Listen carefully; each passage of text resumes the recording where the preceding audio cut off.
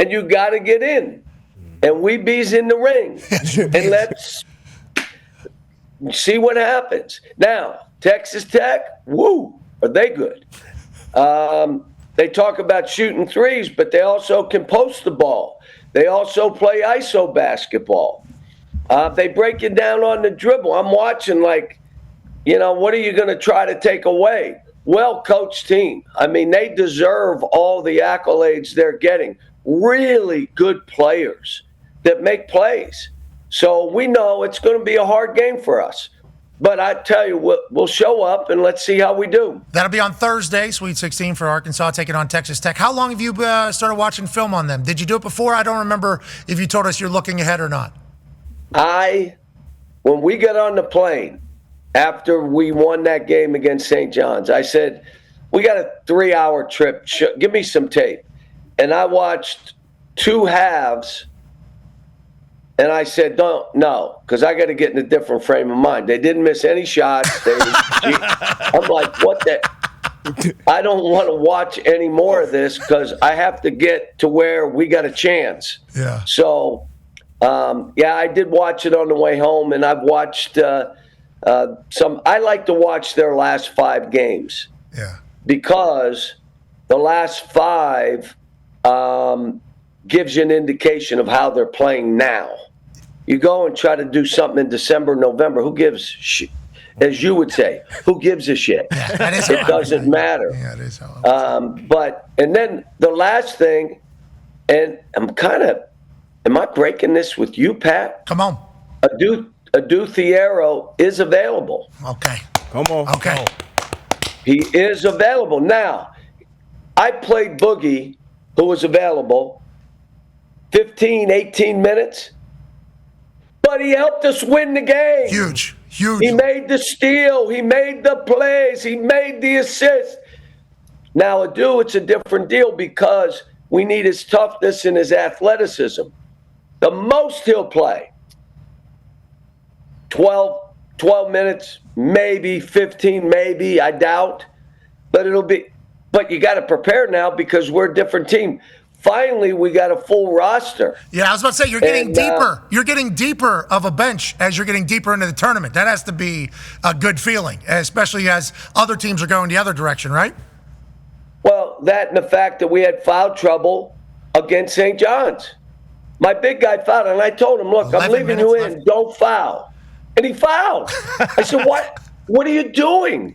He said, I did foul. You can't foul in those situations. Now I can't play you in the whole half. And then the other guy fouls out, Big Z, who's playing better, thank God, because we need him. But now you don't have to go to a 4-man zone. Like 2, 3 guys. Like, okay, let's play a diamond zone. We only got 4 guys. So it's still, look, and everybody wondered, well, how will he affect the team, Boogie? And I said, Boogie came into me, and I told you last time we were on, and came in and said, I don't want to hurt this team. You just tell me how you want me to play because we're playing good.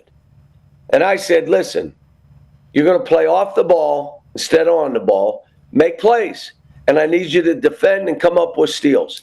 I don't know how much you'll play, but be ready. I'll have the same talk with Adu. Adu wanted to play. He's the only reason he's playing is he said, I'm playing. That's awesome. I want to help this team. Okay, so let's talk about that. You talk about his toughness and quickness, and you said the same thing to Boogie whenever he was our leading scorer, our leading rebounder. Okay, so let's talk about it. Everybody's chatting about how Pitino's team had no offense. These guys have no offense. I feel like a Calipari team, defense is the thing, right? I mean, that is kind of your animal. That is kind of what gets better throughout the season. How do you feel about your team's current state of defense, and do you think you have a chance to go on a real run here? You say you got to step into the ring and fight, but do you think you have the pillars to have a championship team? All the 16 coaches know we're all 2-0.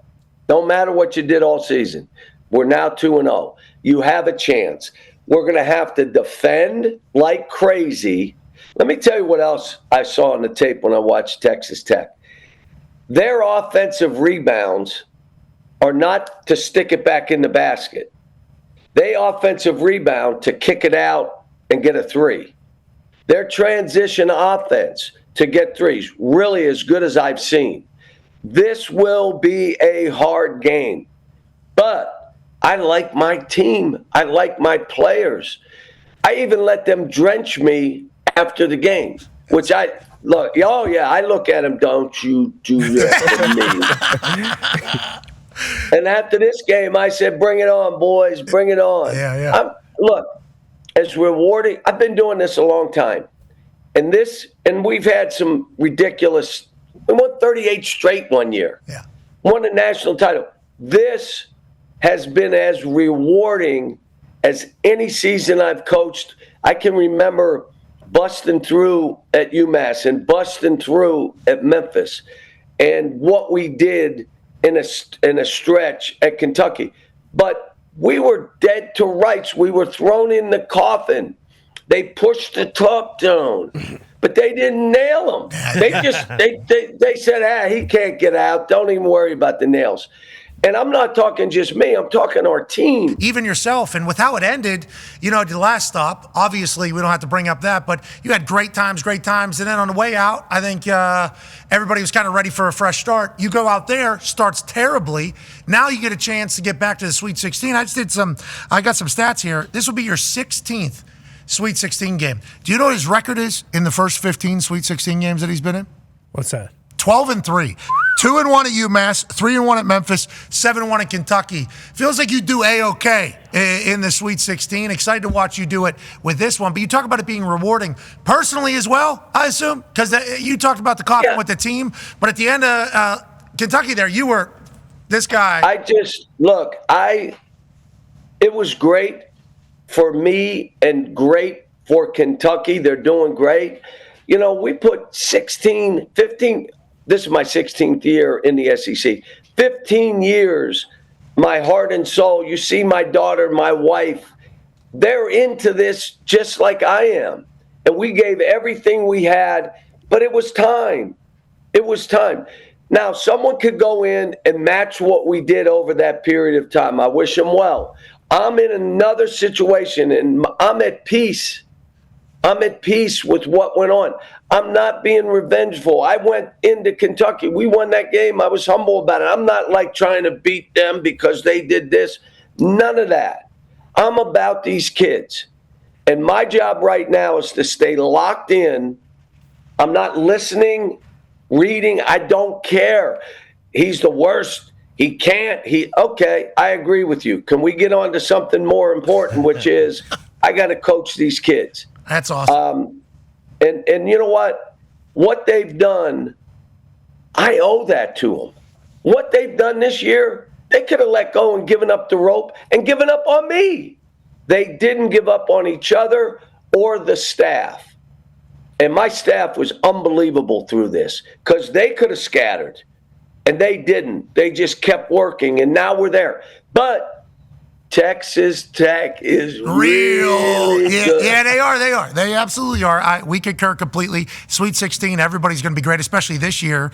You were being talked about as the underdog team because you knock out number 2 ranked St. John's. On that note, Connor has a question for you. Yeah, Coach, how was the interaction with Pitino after the game? Was it like a Michael Jordan, Larry Bird situation, or was it more so like a very jovial, good to see you, good luck the rest of the way type Before thing? the game or after? After, or both, unless you guys talked a little shit before. Unless there's some juice. Yeah. Look, after the game, he said, good luck in the rest of the tournament. I wish you well. And I knew it's heartbreaking when you lose at this time of the year. So I thought it was a gracious, and I was trying to say, look, if they made a couple shots, they beat us. Yeah. So it wasn't like we just bowled them over. But he had an unbelievable year with his team, and it's heartbreaking. So he was good after. Yeah. How about beforehand? Hold on. I saw some shit. I don't know enough about it because I'm college basketball. You two, obviously, in Kentucky, there's a lot in that conversation and rivalry, but obviously incredibly Italian. I saw like sit-downs of you guys together, like 20 years ago? Yeah, 96. Yeah, 30 years ago, and then obviously deep relationship because you guys have been in the same. How is the relationship with you and Pitino and other legends amongst the sport? Yeah, there it is. Look at young paisans there. This thing is so competitive. It's not like old school. When I was with Ted Owens at Kansas and Larry Brown, they would have dinner the night before with the opposing coach. They would have breakfast with the guy. Ours are peace, brother. See ya. And it's just different. Yeah. There's so much more. I don't know. I don't want to say what's more at stake, but, and then Rick was at Louisville. I was at Kentucky. Yeah.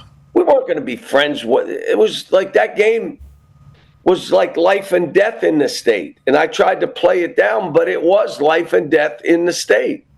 And so I've always respected him. I've watched what he does and how he does it. And, everywhere he's been, even the last where he was in Greece and then he was in Iona, he gets it going. He's at St. John's. He gets it going. And hopefully one day, I mean, who knows if either of you are ever going to retire from this, you guys are able to have a little Sunday gravy, a little gabagool, a little prosciutto together, able to kind of look back on the times of two Italians doing great things for the obvious sport of college basketball. D-Bud has a question for you about now. Yeah, kind of on that note, I think Coach Pitino talked about not even recruiting high school kids or something along those lines, like the team building philosophy. Obviously, you've been doing it for a long, long time. I remember some of your great teams, a lot of the one-and-done guys.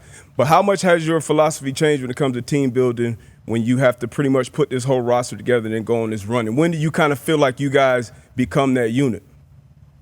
So that's a great question. Here's what I would tell you. You're going to have to look up the year. It was either 15 or 16. We were in the national championship game. You know how many freshmen I started that year? Hold on. Is this when you missed all those free throws? All five? No, that was when that was Memphis. I'm talking Kentucky. I started 5 freshmen. Whew. That's not going to happen again because too many players are staying too long. So now I am still recruiting the best freshmen in the country. It's in my DNA to help them and their families and put it together. But I got to get some returners and I got to get a couple transfers to go. We signed a couple now. We're looking to sign one more. And they will be they'll be the big part of what we do. Yeah. We'll have hopefully 3-4 come back, and we'll have a couple transfers, a couple big kids. Anybody that wants to get better, wants to be trained, wants to be a part of something special, wants to be made to be uncomfortable so you can learn to be comfortable. Be in the best shape of your life and be on a team with other really good players, which you want to go somewhere to be the only player. That's like going in a gym and you're by far the best player in the gym. You're in the wrong gym. Yeah, don't go to LA You want to Fitness. walk in the gym. Yeah, go to walk in and Equinox. say, I got dunked on twice. Yeah, So agreed. Okay, so on that note, talking about recruiting and everything, we're having Derek Queen join us here in like 15 minutes. He's good. Woo, Unbelievable. he's good. Unbelievable. So He's always been good. Okay, he so can pass. Yeah, he's like got guard skills. Okay, so let's talk about that. We saw his high school team down in Montverde, and I don't know enough about high school basketball, is what I'm learning. Him, McWhite guy from UConn, and Cooper Flagg were all in the same high school academy team. Is that how it works? These academies are kind of recruiting? Some, but it's starting to move out because you know why? NIL in high school. Yeah, absolutely. So you're not getting 6 guys at one school right now. Got it. So now, if your high school prep school is not able to help them with NIL, you're probably not going to get as many kids. So I think that will kind of the same that, like I said, with us. And I used to recruit 6, 7, 8 freshmen. Can't do it. Yeah. Most you can get now are 3 to 4. Well, hopefully, college basketball only continues to get better and better because of all this. The NFL, I think, college football, I think, is getting better because of transfer portal and NIL. Do you think same thing for college hoops or not? Because you didn't even have a team last year. The only thing I said I was really disappointed in, and it's happened. There are kids in the United States that are freshmen that deserve scholarships to college that are not, they're 800 will not get scholarships, and they're good enough. Damn. But we're all waiting for transfers. So now that is what disappoints me the most. And part of the reason I won't change, I just can't do as many. There are kids. I had a friend of mine call, my son's a Division I player. He doesn't even have an offer because everybody's waiting for this transfer. How many of my guys are coming back? How many transfers can I get? I may only have 1 or 2 scholarships for a freshman. That's happening in football too. Do you think there has to be something with the calendar? Because like the football calendar, people are talking about how there was a transfer window in the middle of the playoff, okay, which obviously caused a scene, which I think you guys are dealing with currently right now. And then there's a spring transfer window that is in the middle of some people's spring ball for football. And it's like, there's a lot like with that entirety of like scholarship transfer windows, when people are leaving, when coaches find out who they have. Sounds like in basketball, it's pretty problematic as well with the way the calendar is set up. It is. And here's the other thing. There are a lot of kids that are going to put their name in the portal thinking, I'm going to make money. And they got nothing. They're not getting a scholarship. There are none left. And there are many of us that if you put your name in the portal, I'd probably say, you got to go now. If you're going to do it, I'll see you. And because you pour in so much to these young people, if they're not coming back with the loving each other. What is this, one way? And so you would probably say to me, I'd be hurt. It hurt my heart. You're putting your name in the portal instead of coming and but I just want to see and maybe I'll come back. Well, no, it's not how that works. And so, we got, again, great kids that were raised right. Their family. Look, DeJuan Wagner, that's DJ's dad, played for me. Carter Knox, his brother, played for me. Billy Richmond, his dad, played for me. Even Aiden's father played for me. So, like I said, these are good people that wanted their kid here. And it was hard. And I am hard. I'm Italian. I'm loud. I'm not going to sit, hi, you're okay. Just, I get aggressive. I can't help myself. Yeah, you're from Western Pennsylvania and you're Italian. We understand completely. We understand completely how it goes. And obviously, you've been able to bring out the best in a lot of people. And the fact that family members are saying you should go play for that, I think that is the biggest compliment that any of your ex-players could show for you. But I'll tell you what, that does say you're an old ass, brother, you're an old ass man, but that olive oil making you look young. Speaking of, Anthony DiGiulio has a question for you. Yeah, Coach, speaking of being old, I'm getting old, so I go to bed most nights before 10:09 Eastern when your game's going to tip off Thursday. Now, obviously, the players are kids. Do you guys have to do anything different for a late tip on Thursday? Well, it's not late. We're in San Francisco. So for us, it's anybody watching on the East Coast, you're going to have to stay up. But for us, it's fine. 10:09. The game that's a hard one, noon. Oh. Hard game, noon. Because at that time, whoever shows up's probably winning the game. And even in this, they'll be excited, but 8 minutes in, there's someone will let go of the rope. So noon is a tough one. I don't care how late. Now, I'll be honest, because, Pat, what'd you say I was? Old? No, Italian, handsome, successful, old. Okay. Yeah, there's a lot of things. So I don't like coaching at 10 p.m. I'm normally in bed by 9:30, 10 all o'clock. All of us. Hey, but this is madness. This is the madness. You know it better than anybody. On that note, Ty has a question for you. Yeah, Coach, I know how every round is basically its own tournament in and of itself, but when you get to the second weekend like this and you have 2 great wins against Kansas and St. John's, is there any kind of residual momentum that you guys are still playing with, even though several days have passed and you're kind of on to the next phase of the tournament? Anything in the past doesn't matter. My record does not matter. The other guy can be 2-0 in his history and go in and win by 30. It does not matter. Now, what I've said is we're in a tournament with Florida, Maryland, Texas Tech, and us. That's all we're looking at. We're in that tournament. Now, all we're worried about is Texas Tech. We know how good they are, how well they're coached, how they shoot, how they drive, how they post. I mean, I'm looking at them like I had to literally put it down. I'm not, and they weren't highlights. It was the game I was watching. So, yeah, you got to stay focused now. And our practices, I just want them spirited so that they're in that not one guy better act like I'm tired or I'm cool today. I'm going to – ain't no cool. Yeah. You get slapped. It's like you walk in the ring, you think you're cool. Be cool when you get punched in the forehead. How about that punch? Yeah. Now you're not cool anymore. You better protect yourself and be spirited about what I don't need it. You see the same Texas Tech team that I watch? I try to watch it on the flight home after we beat. Need to be getting a bad new coach. We can't thank you enough for joining us, man. Good luck on Thursday. Thank you for taking time.